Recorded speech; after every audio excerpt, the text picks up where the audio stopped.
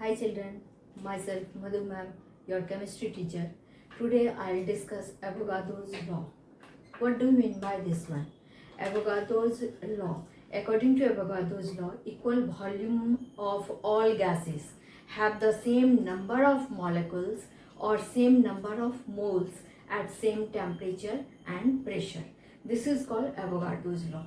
इसको हम लोग क्या कहते हैं? Avogadro's law कहते हैं. That means you can say about this one that अगर मान लो क्या एक एग्जांपल आप देख सकते हो कि दो गैसेस आपने लिया है, हाइड्रोजन लिया और ऑक्सीजन लिया. हाइड्रोजन और ऑक्सीजन दोनों का अमाउंट जो है वो क्या लिया? सेम लिया. वॉल्यूम दोनों का क्या है? सेम है.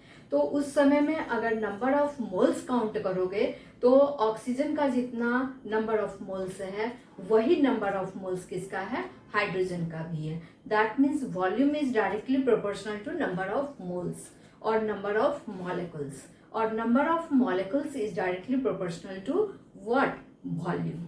ठीक है ना? तो दोनों एक दूसरे के डायरेक्टली प्रोपोर्शनल है. अगर एक इंक्रीज करता है तो दूसरा भी इंक्रीज होगा, एक डिक्रीज करेगा तो दूसरा भी क्या होगा? डिक्रीज करेगा.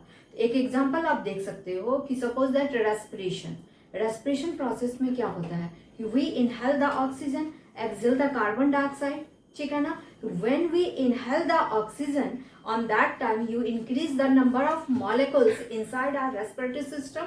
लंग्स में जो नंबर ऑफ मॉलिक्यूल्स है उसको आप इंक्रीज कर रहे हो, नंबर ऑफ मोल्स को इंक्रीज कर रहे हो, तो लंग्स का साइज क्या होता है? बड़ा होता है, उसका वॉल्यूम बढ़ जाता है. ठीक है ना? और जब आप एक्सेल करते हो कार्बन डाइऑक्साइड, दैट मीन्स कि आप क्या कर रहे हो कि वहां से आप एक्सेल कर रहे हो कार्बन डाइऑक्साइड, डिक्रीज कर रहे हो नंबर ऑफ मॉलिक्यूल्स को, और नंबर ऑफ मॉलिक्यूल्स को अगर आप डिक्रीज कर रहे हो तो क्या होता है कि लंग्स से आपका क्या होता है कि वो कम हो जाता है. लंग्स का वॉल्यूम जो होता है वो क्या होता है? कम जाता है. इसी तरह से आप देख सकते हैं कि ब्लोइंग ऑफ बलून. ठीक है ना? जब आपके घर में बर्थडे होता है तो उसमें आप क्या कर रहे हो कि बलून को आप ब्लो करते हो कि उसको बड़ा करना है. ठीक है ना? उसको फुलाना है. तो उसमें आप क्या कर रहे हो कि एयर डाल रहे हो, अपने माउथ से एयर क्या कर रहे हो? उसमें डाल रहे हो, ब्लो कर रहे हो एयर. एयर ब्लो करने से क्या होता है कि नंबर ऑफ मॉलिक्यूल्स आप इंक्रीज कर रहे हो, और जैसे जैसे नंबर ऑफ मॉलिक्यूल्स आपका इंक्रीज हो रहा है बलून का साइज क्या हो रहा है? बढ़ रहा है. ठीक है ना? तो दोनों एक दूसरे के क्या है? डायरेक्टली प्रोपोर्शनल है.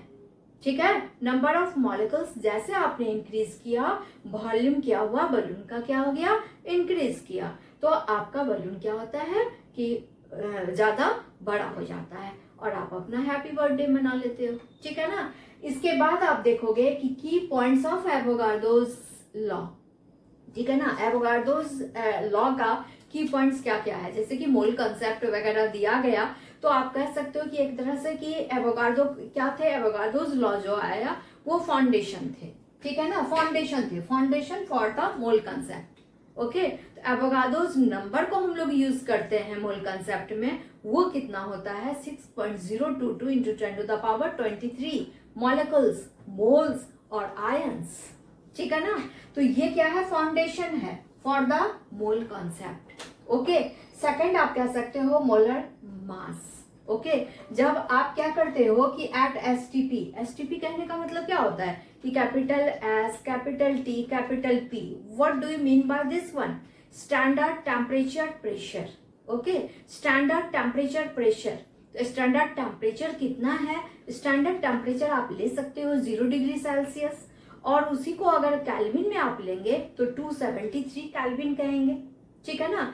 0 डिग्री सेल्सियस और 273 केल्विन आप कहेंगे. अगर आप प्रेशर ले रहे हो तो this is 1 atmosphere. Okay.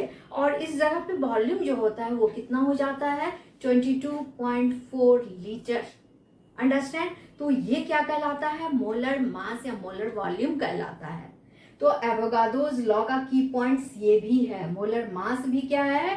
Avogadro's law का की पॉइंट्स है. और थर्ड वन आप जान रहे हो कि डायरेक्टली प्रोपोर्शनल होता है. वॉल्यूम जो है वो क्या है? डायरेक्टली प्रोपोर्शनल है किसके? नंबर ऑफ मोल्स के. ठीक है ना? कि आप वॉल्यूम अगर ले रहे हो तो V is directly proportional to number of moles. ठीक है? और अगर आप इसको ब्रेक करते हो तो V is equal to K into क्या होता है? M. V बाय एन को इधर आप लाएंगे तो V by N is equal to K, ठीक है। तो volume by number of moles is equal to क्या हो जाता है, कांस्टेंट। अब यहां अगर आप अगर मान लेते हो कि इनिशियल वॉल्यूम जो है वो क्या है, इनिशियल वॉल्यूम क्या है V1, ठीक है। फाइनल वॉल्यूम अगर आप मान लेते हो कितना है V2, number of moles, initial number of moles अगर आप मान रहे हो तो वो क्या होता है N1, और अगर फाइनल नंबर ऑफ मोल्स ले रहे हो तो वो क्या है N2। तो according to that one you can write, आप इसको लिख सकते हो कि V1 by N1 is equal to V2 by N2। तो ये फॉर्मूला आपको यहां से आता है, कहां से, एवोगाड्रोस लॉ से ये फॉर्मूला आपको मिलता है कि V1 by N1 is equal to V2 by N2। V1 is initial volume, N1 is initial number of moles, V2 is final volume and N2 is final number of moles. तो इसको पढ़ लेंगे, ठीक है। And okay, thank you. Next class में आगे बताऊंगी।